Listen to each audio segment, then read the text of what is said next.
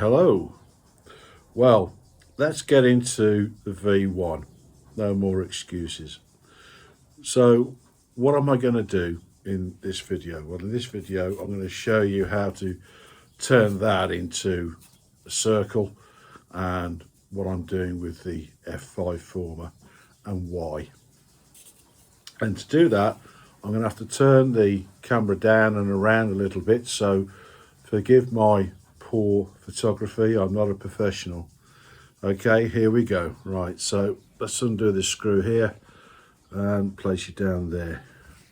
Hopefully you can see what's going on.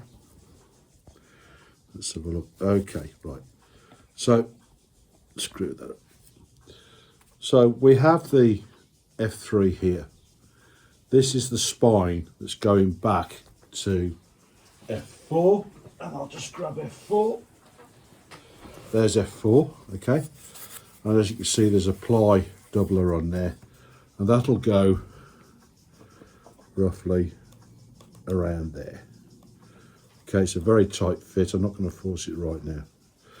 So that's what I'm trying to achieve right now. So the next part is to make another spine that comes out of here and goes into F5. F5 at the moment is propping up the starboard wing just to make this level because it's round and it wants to roll over.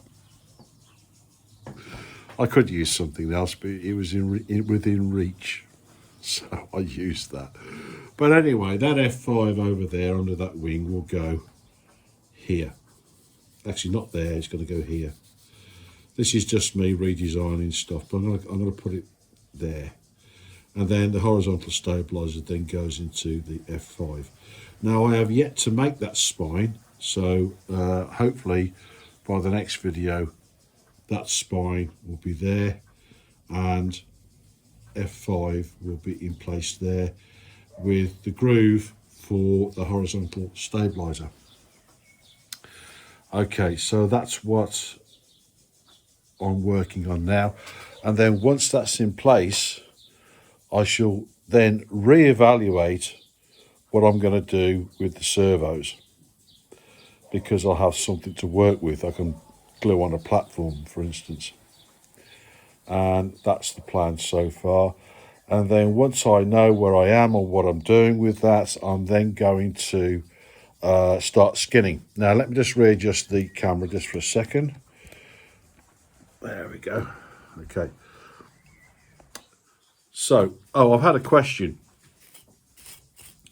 I'm very sorry, I can't remember your name. It was this morning when I read it. I had a comment from somebody saying, how am I going to power it? Right, this is a very interesting question. Let me just grab the pulse jet. It is an astute question. What I'm going to do is I'm going to put a motor in the nose, or at least that's my intention, to put a motor in the nose, and that's what's going to power the flight. However, the reason you're seeing catapults and things at the end of the videos is because that's how I'm going to launch it. I'm going to launch it with a bungee from underneath, and I'm going to use a foot pedal to release it under high tension. Okay, just like the real thing, really. It goes off a ramp, but instead of using gashes to push a cylinder to make it go off, I'm going to be using the bungees to pull it off. Therefore, it gets a more of a controlled launch rather than a hand launch, because it's round. It's round, it's just harder to handle, okay? Plus the fact, I don't know when it comes off the end of that ramp, you know, well, I'm guessing it'll have enough thrust to be pulled off the ramp. So that's what I'm going to do. Now, that was an astute question. I'll tell you why it was an astute question, because I could have made that into, do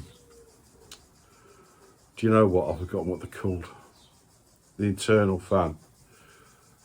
I could have put an internal fan into that. Now, why didn't I do that? I didn't do that because I don't know enough about them.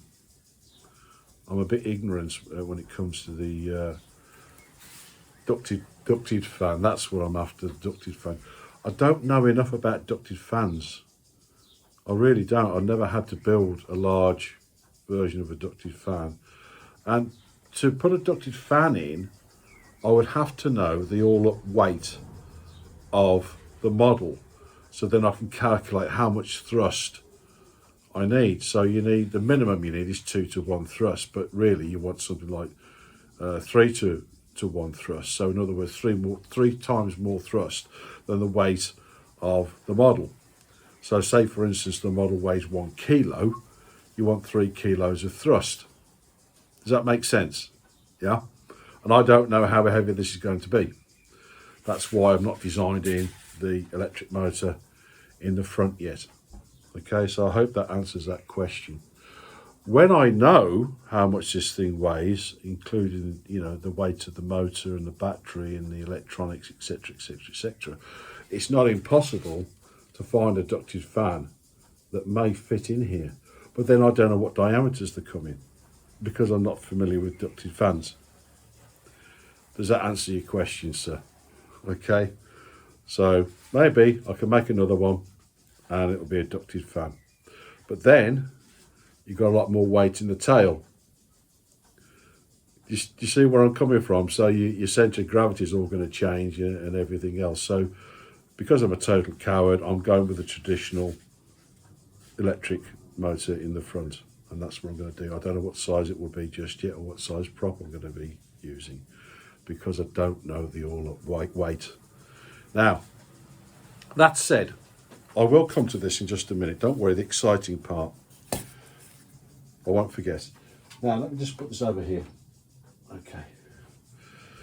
So, what was I going to say next? So, right, I had a senior moment and I forgot what I was going to say in mid-sentence, and now I just suddenly remember, because I'm getting old now, you know. If I was a dog, they'd put me down. Right, so I now recall what I was going to say. So look, this design, as bad as it is actually a design, it's been designed as a slope soarer. Okay, so there are no calculations done for you. It's just, there's the centre of gravity, you throw it off a cliff or a slope, let it fly. So I'm making a powered model. So I'm converting it to power. So therefore I have to design things a bit differently. I didn't quite make that clear the first time. And don't worry, I am coming back to that. So yeah, that's where we're at with that. So I think I'll shut up now and show you how we cut circles and bevel them and make them the right size and everything else. So without further ado, just a quick look, because I've got to put the cutter on here now. Take this away, put the cutter on. I'm going to snap your fingers and make it happen like magic. But just to very briefly show you, right? You can't go on the drawing that was supplied for that diameter. You actually have to measure it in situ. Okay, so I'm going to make a spare one in case I muck up, and I've got a spare one ready and I can do it. So I thought, well, why not show you how I do that? And you are going to come across this if you, yes, I remember now. So basically, if you buy a kit, yeah, you'll get these bits with it. And this is not a kit, it's from a drawing. So you have to make all your own parts yourself, including the foam bits and the balsa and the ply. And you have to cut them and shape them and then put them together and hope that they go together well. And this is the part where you need a certain amount of patience, which is why this is taking a bit longer than I was originally planning, because if you don't have patience and you rush it, it'll be wrong, and you'll know it's wrong, and you'll know it's not going to fly, even though with your best efforts. So if you're going to say to yourself, I'm going to build this by Sunday, you're fooling yourself. So just be aware of that. If you're building from a plan, especially, You've got to figure things out. You're going to find mistakes. Everything's got mistakes in the design, and you've got to overcome that and use your wit, which is why it takes me a long time, because I haven't got any wit. Okay, so here's a snappy finger time. We're about to go into this, so here we go. So here we have the thermo cutter. This is the Proxon thermo cut. It does anything up to 144 millimeters. This here is just to tighten this down. This is your temperature potentiometer. Here's your on off, and when you switch it on, the LED light comes on. And just for the moment, I'll turn that off. So, what are we doing and why? Right, let me just turn it up a little bit like that. Well, first of all, I need to take this out. And you need to check your wire is 90 degrees to the cutting board, which that is. Now I need to cut that in half. This is 50mm thick. I need it to be 25mm thick. So I'm going to bring up the guide here now. Bring that up to the wire, like so. Okay, tighten that down. That's the wire tensioner there, so we're all good. And then I'll switch it on. We're going to make a slight adjustment. Hang on. There we go, that's it. And then cut that in half. So I switch that on. Try and keep my hands out of the way.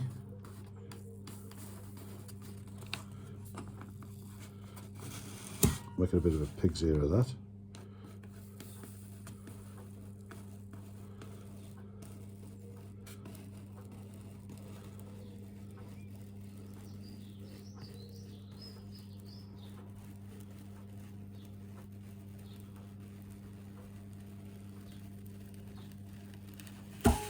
Okay, there we go. Don't know how much that you saw, whether my arm was in the way or not. Now what you do next, turn that off just for a moment. Take this back. Now what you do next, and I'll just put you over there. Straighten you up a little bit. There you go. So this is a jig that I made. And you can see there's a piece there that fits in rather snugly onto that guide rail right there. Okay, fits in there. Now I know the measurement from where the wire sits there to there is 78mm. Actually it's half of that, isn't it? So it's half of 78mm. And what I do, I've made a rough centre line there. Put that into the centre. Now I can rotate that. Okay. So what I do, turn on the cutter, offer that up.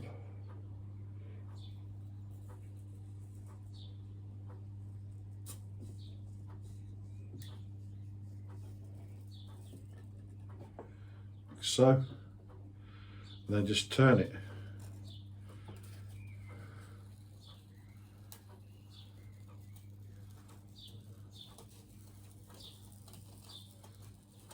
Now I've got this on the lowest setting.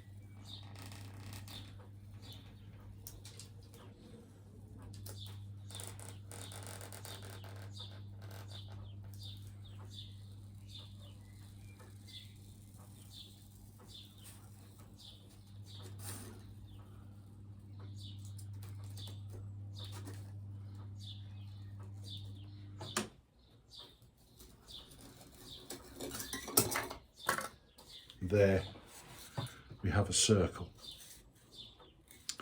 Now I've got to bevel that circle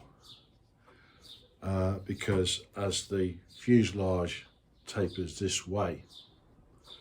Now I happen to know I need 4 degrees. How do I know that? I know that because, let me just take that off the top of the drawing for a second.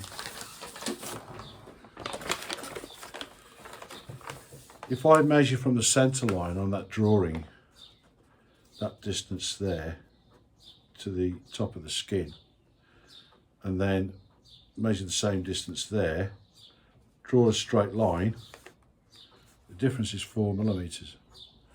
Well, that's 4 degrees.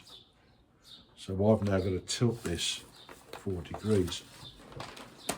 So what I'm going to do, take my protractor, let's take this off just for a moment.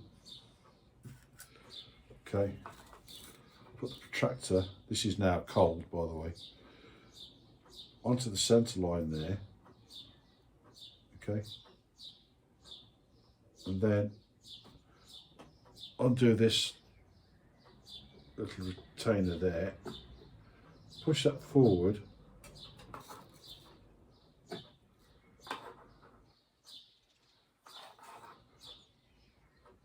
until I get 4mm this way, which is 4 degrees, and that's there. Then I'll tighten that up. So that wire is now tilting that way by 4 degrees. Put this back on.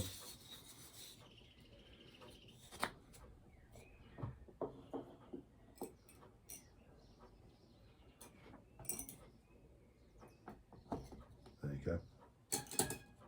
Now that wire's now touching it. So if I bring it back, maybe at this angle here, there you go, that's probably better. Turn it on. And just go round.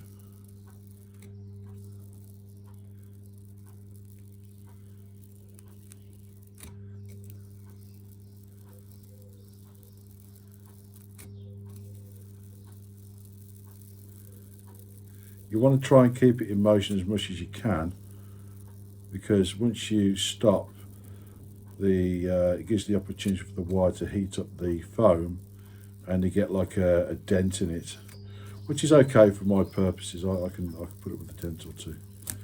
Okay, turn that off, take that out.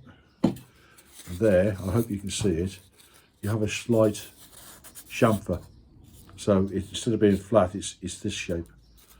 That then follows the contour of the fuselage. So the only thing really next to do is to cut out these little segments here. So let me just grab this piece here and the horizontal stabilizer.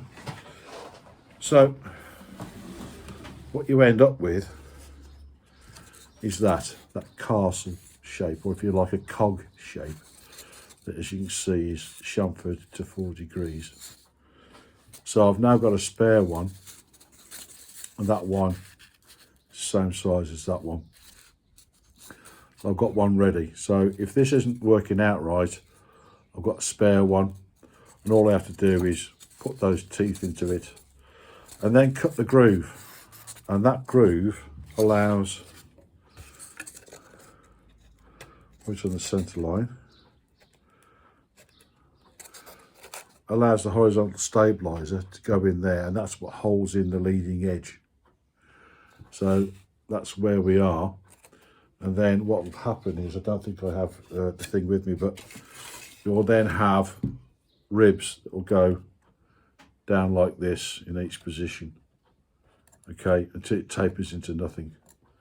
And then the pulse jet part will go on top of this. Now I've got to figure out where I'm going to put the servos to make this elevator work. If you're wondering how we're going to do the elevator,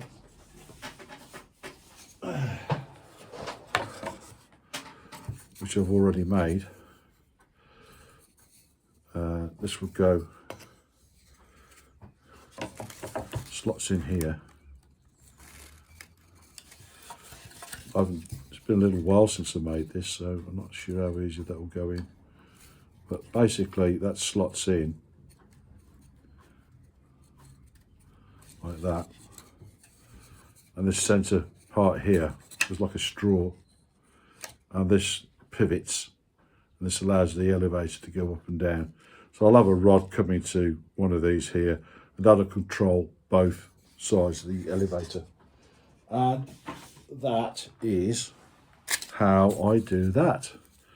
Now you're probably wondering, how much does one of these cost? Well, they range anything from about £80 to about £110. I had the more expensive one because I like to, to be able to do more things.